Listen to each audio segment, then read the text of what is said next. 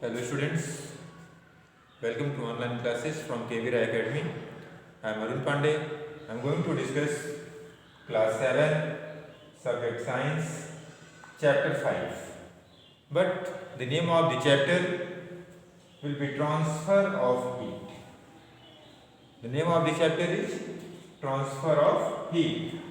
But inside chapter 5, transfer of heat, today in this video I am going to describe about conductors of heat, then uses of conductors and insulators, then after convections of heat I am going to explain. So first of all I am going to explain conductors of heat. So inside conductors of heat, that means first of all have to know that what are conductors. So substances which allow heat and electricity to pass through them is called conductors. So materials that conduct heat readily,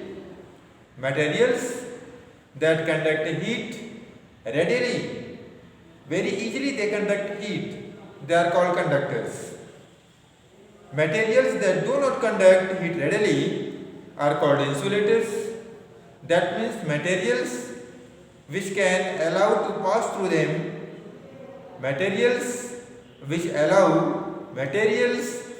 permit heat or electricity to pass through them easily is called conductors, and materials which do not allow to heat and electricity to pass through them are called insulators.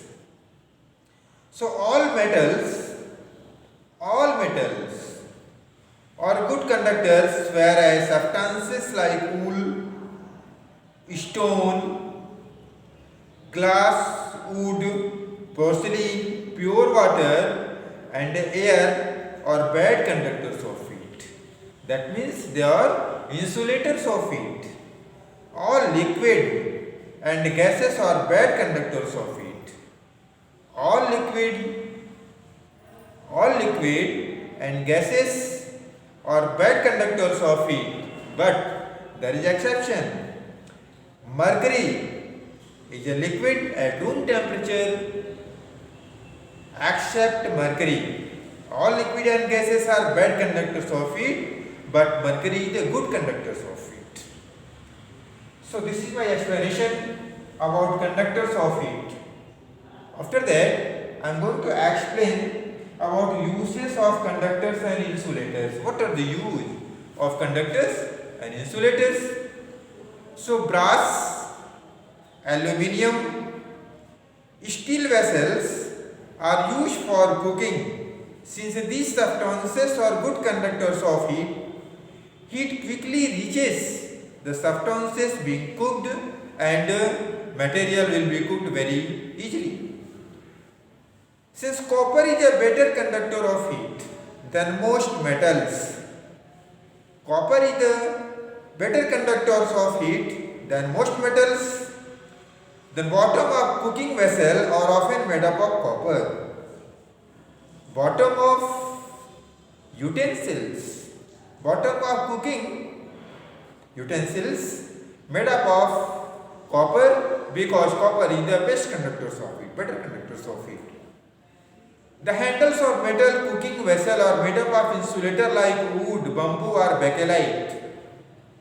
Handles of metal of cooking vessels are made of insulators just like wood, bamboo or bakelite.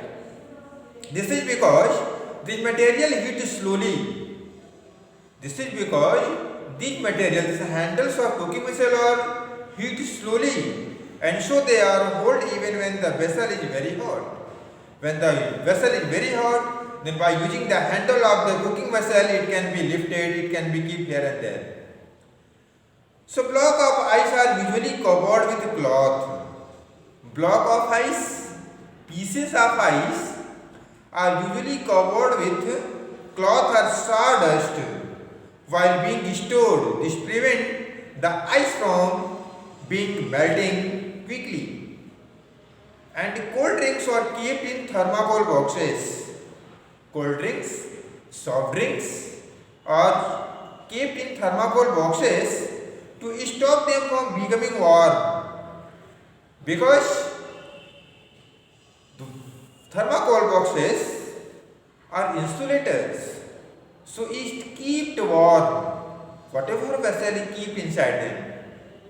So this is my explanation about uses of conductors and insulators. Firstly, I am going to describe about convection of heat. So inside the topic convection of heat, the process by which heat is transmitted in liquid and gases by the actual movement of molecule is called convection. The process by which heat is transmitted in a liquid and gases by the actual movement of molecules are called convection. So liquid and gases are bad conductors of heat.